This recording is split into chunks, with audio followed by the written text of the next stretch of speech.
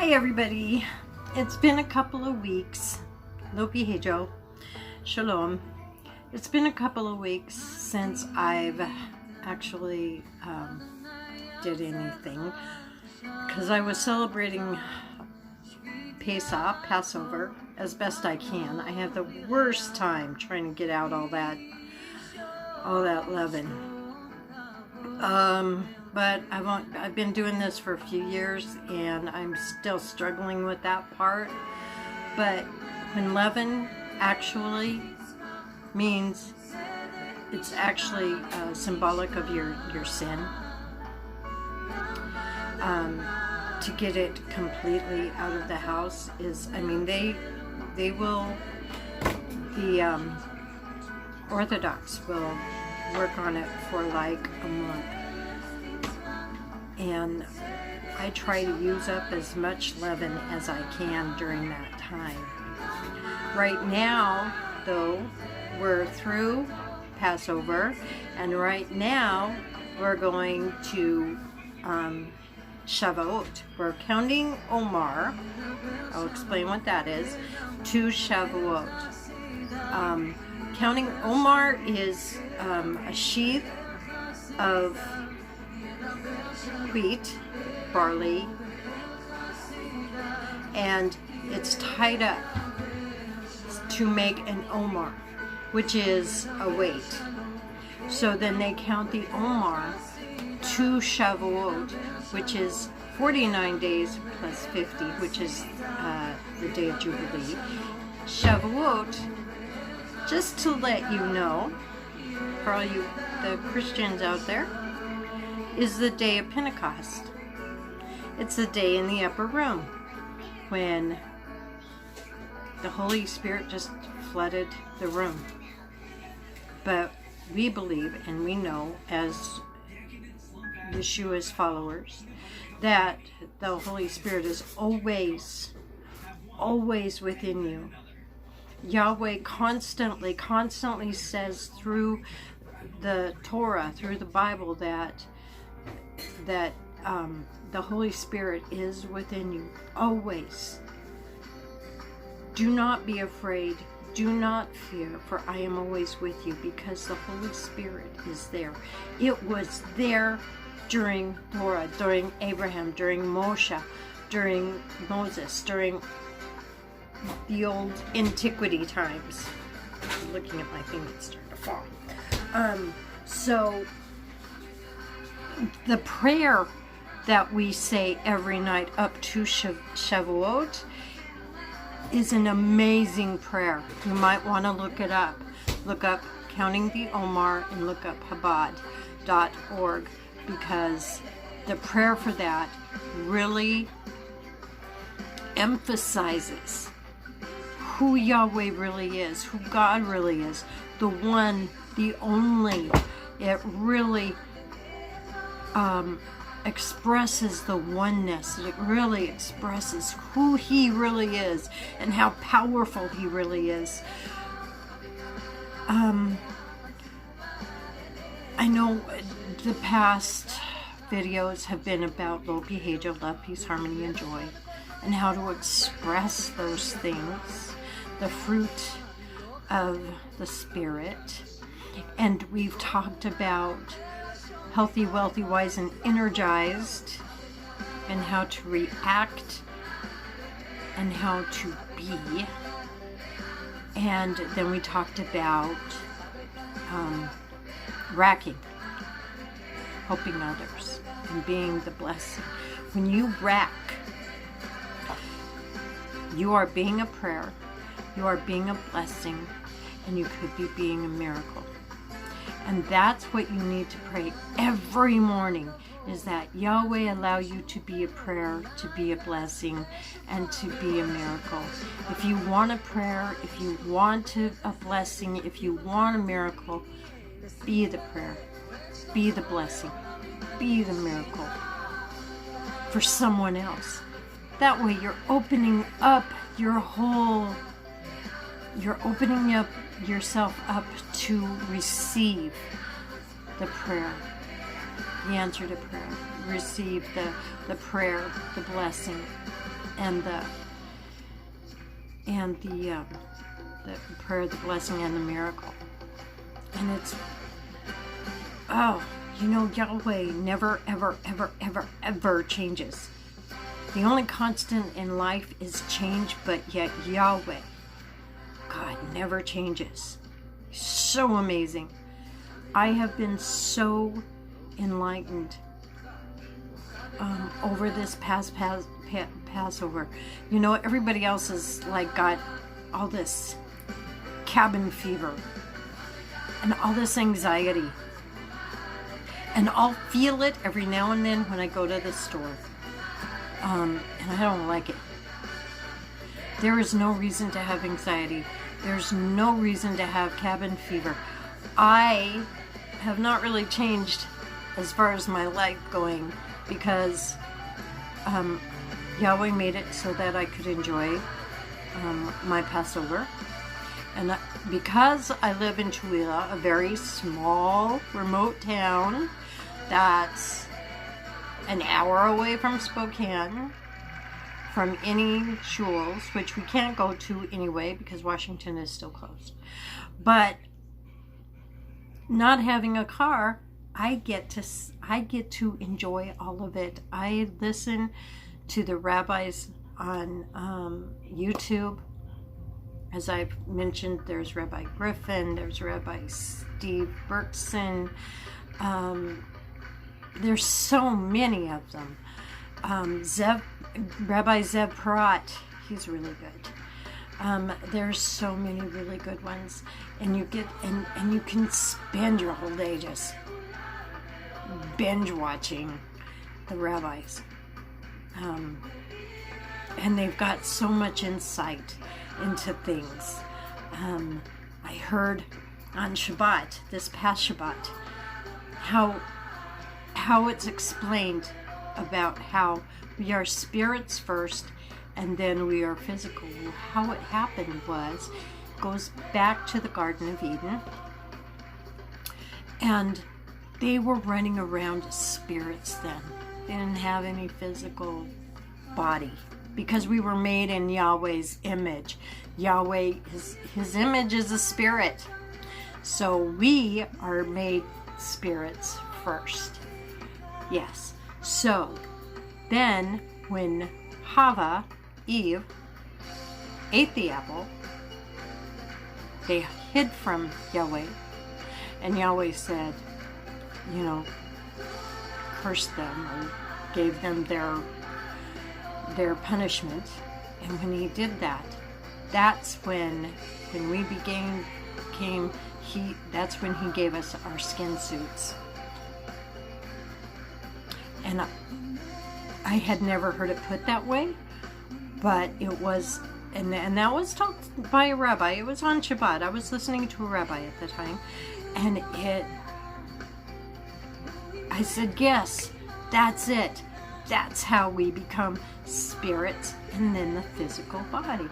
Because when Hava ate it was actually pomegranate, because according to many of the rabbis, and anyone, I guess, that lives in Israel, apples weren't indigenous to the land.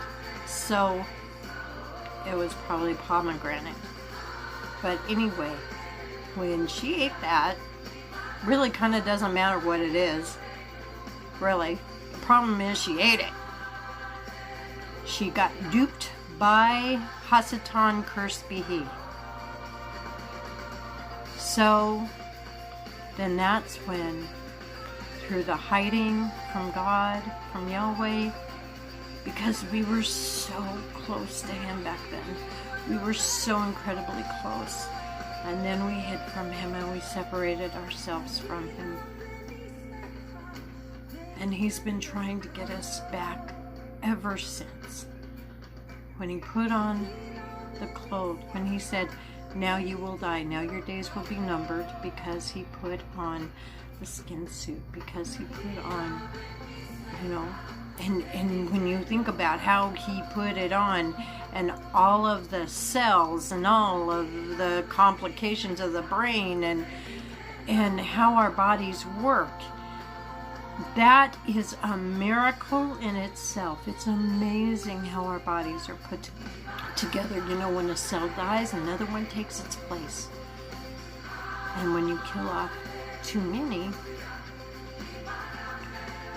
and then stress, of course, causes all kinds of problems. That's why it's so important to practice the love, peace, harmony, and joy, so that we can really find a place for no matter what happens. And this is difficult because there are people right now through this COVID time that are dealing with tornadoes and natural disasters. Their homes are being torn apart, and that's when you see humanity coming up and helping them. They come together as a community and they help each other. It's just an amazing thing when you see the signs of Yahweh. When you see the signs of Yahweh. I am so big on signs. As a matter of fact, you know, I was telling you, it was the 6th day of Hanukkah, 5th day of Hanukkah, that my long-lost daughter came and contacted me, which was such a miracle. It was such a blessing, and it was such a sign.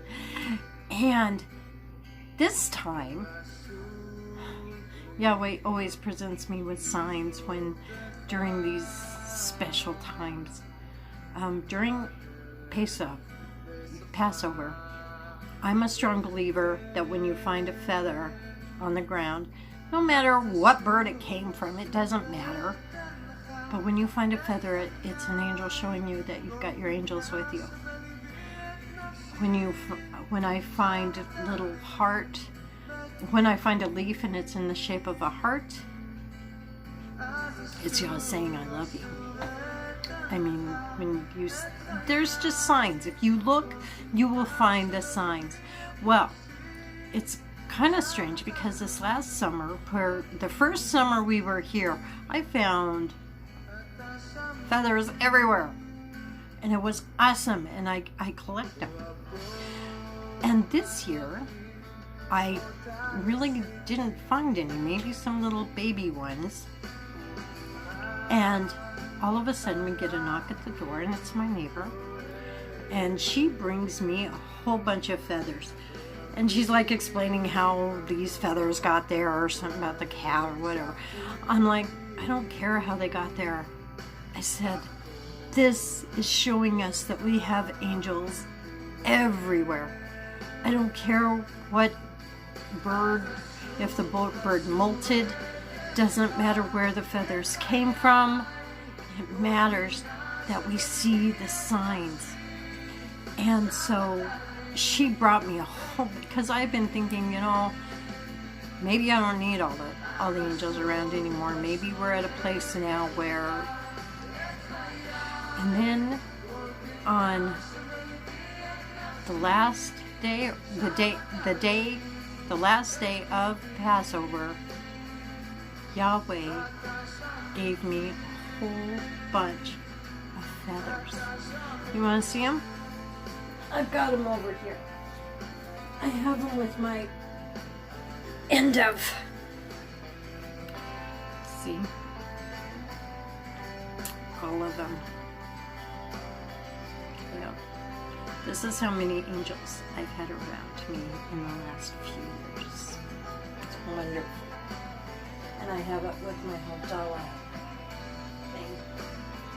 So, anyway, that's fine. Oh, look. Anyway, so you have to look for the signs. So we practice love, peace, harmony, and joy. And we practice healthy, wealthy, wise, and energized. And we've gone over all of them. And then we practice racking. And it's just a way to get through this difficult time for a lot of people. They've got cabin fever. They want to open up their businesses. They want life to go back to it's not going to go back to the way it was. Trust me, this is not going to go back to the way it was. And it shouldn't, because I've been watching conspiracy theory videos on YouTube. I mean, I watch my Aliyah Day every morning. Right now I'm still writing Psalms 119. 8 verses a day.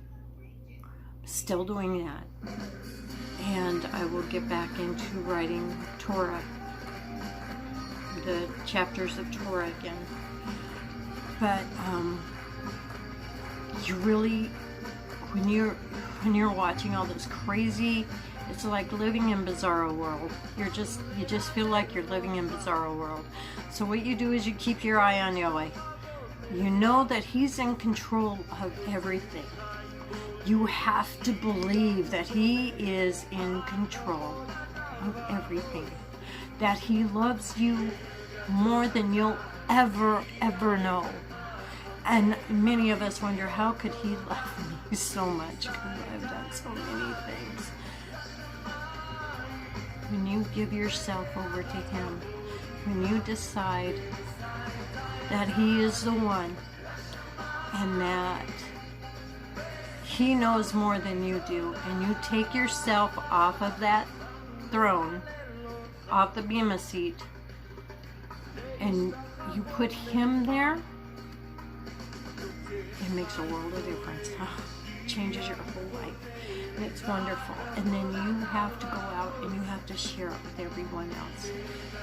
And so that's what I'm doing. So I'm celebrating the 50 days of the counting of the Omer, loving the prayer that goes with it, because it's wonderful. Just talks about His oneness, talks about how awesome and amazing and how great He is, and how there is nothing bigger, nothing stronger, nothing mightier than Yahweh. Nothing. So I encourage everyone who doesn't know Him to get to know Him, because it's really getting crazy out there. And if you get your mind too much on the things that are really it's really a spiritual war that we fight. When you watch some of these YouTube things, they'll talk about what the Satanists are doing. They'll talk about the insanity that goes on with them. But what they do is they are giving Hasatan, cursed be he, Satan, cursed be he, all the glory and all the praise. And they're sacrificing to whoever and whatever they do, but it's a very deep, intense ritual that they do, and they try to do it as often as possible. So I'm telling you, with as much and with everything that they do for Hasatan, cursed be he, we need to triple, quadruple what we do for Yahweh. And I'm calling on all you believers to triple and quadruple and quintuple all that you do for Yahweh. Do even more.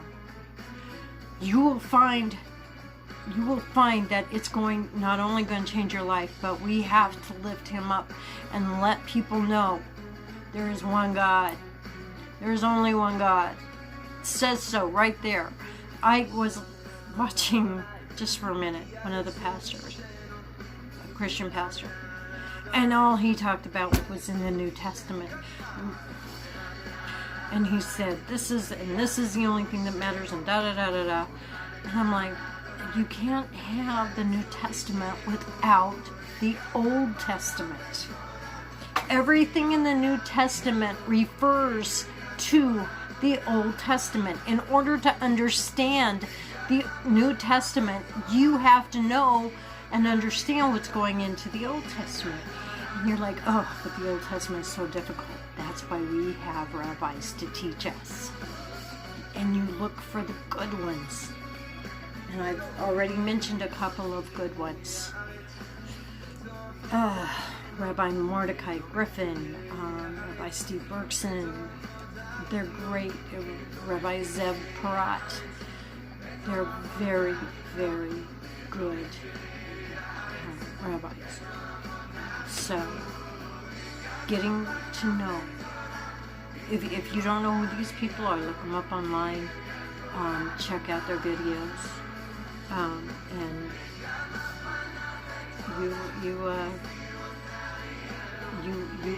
hopefully you will really start enjoying what they have to say. Because I know people love Jesus and just love the whole thing. But the thing is, if you do, how much? What are you willing to do for Yahweh? It's not all about what He can do for you, because He can do anything for you. There isn't anything He can't do. We know He is omnipotent, omnipresent, omniscient. We know all that. But do we really trust it? Do we really believe it? Because if you do, then you know there's nothing He can't do for you. And then it turns into more of what you can do for Him. Like the great JFK said, it's not what you can do for your country, it's what you can do. It's not what the country can do for you, it's what you can do for the country. And it's really knowing God, Yahweh can do anything for you. What are you willing to do for Yahweh? He gave of Himself. He took all your sin away. For the Jews, He became an atonement. For the Christians, He became the sacrifice that they needed. Not just to take away their sins, but so that they could kill off their old man and become a new person. And not so that they could go out, oh well, I'm saved by Jesus, so I can go out and do whatever I want and wind up at the altar every Sunday. No, you don't get to go out and do whatever you want, because God is going to forgive whatever you do, because you're saved. It's not the way it works. It is not the way it works. Look what all God does for me. I can go out and do whatever I want, and then I can go to church and be forgiven. Okay, first of all, church needs to be on Shabbat. It needs to be on Saturday. If you love Yeshua with all your heart, with all your soul, with all your mind, you're going to do the things that Yeshua did. What did Yeshua do?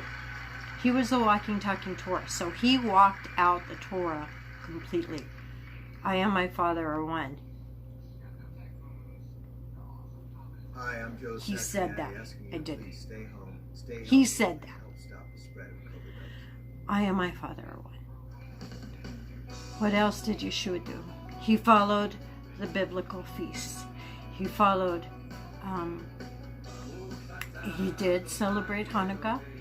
He celebrated Rosh Hashanah, Yom Kippur. He celebrated Passover. He celebrated Purim. He celebrated Shavuot. He celebrated Shavuot and Sukkot. He celebrated all of them. He followed the Torah to the T, because he was a walking, talking Torah. I don't know how many of you are still with me here. If you've just, no, she's talking.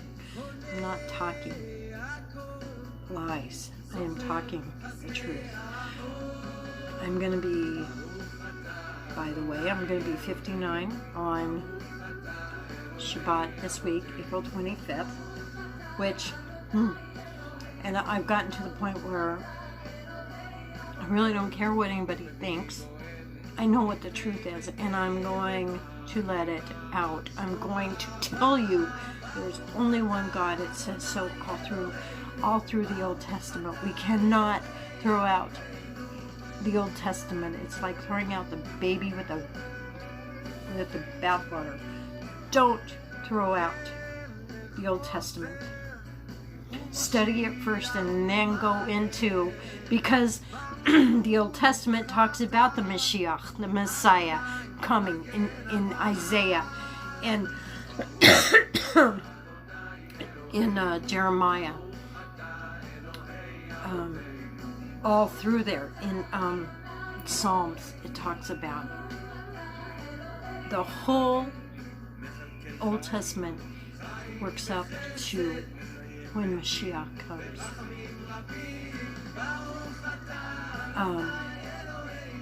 But what I was going to get to, as far as why I told you it was my birthday, it's also my anniversary. Yes, I got married on my birthday. Why would somebody do that? It was my husband's idea, and he decided if I forget both, I am in big trouble. So, and according to Miss Congeniality, the movie, the beauty contestant was asked what does she consider her favorite day, and she said April 25th, and he said, okay, and she said because it's not too hot and it's not too cold. And I agree with her. I love the month of April. It's when the spring is springing and the flowers are coming up. I got dandelions out there. The grass is green. It is just beautiful. Baruch Hashem. It is beautiful out there. Every morning, it's just gorgeous. So I love the month of April. But I'm not going to celebrate my birthday, my Anna birthday, as I call it, on Shabbat. You don't do that. You don't celebrate anything but Yahweh. Your whole focus is on Yahweh. For 24 hours, that's all you do is think about Yahweh. And it just seems to be too difficult. Or some people don't think it matters. Well, it does. Otherwise, it wouldn't be written in the Old Testament. So I'm going to be celebrating it on Sunday, which is quite fine, first day of the week. So there we go. I want you all to be encouraged. I want you all to write a chapter, or really start writing out Psalms 119. It is a beautiful, beautiful chapter. It's a long chapter. Take it 8 verses at a time. But I'm telling you, if you sit down in your quiet place with just you and Yah, and you write out those 8 things, it's going to be perfect. It's beautiful.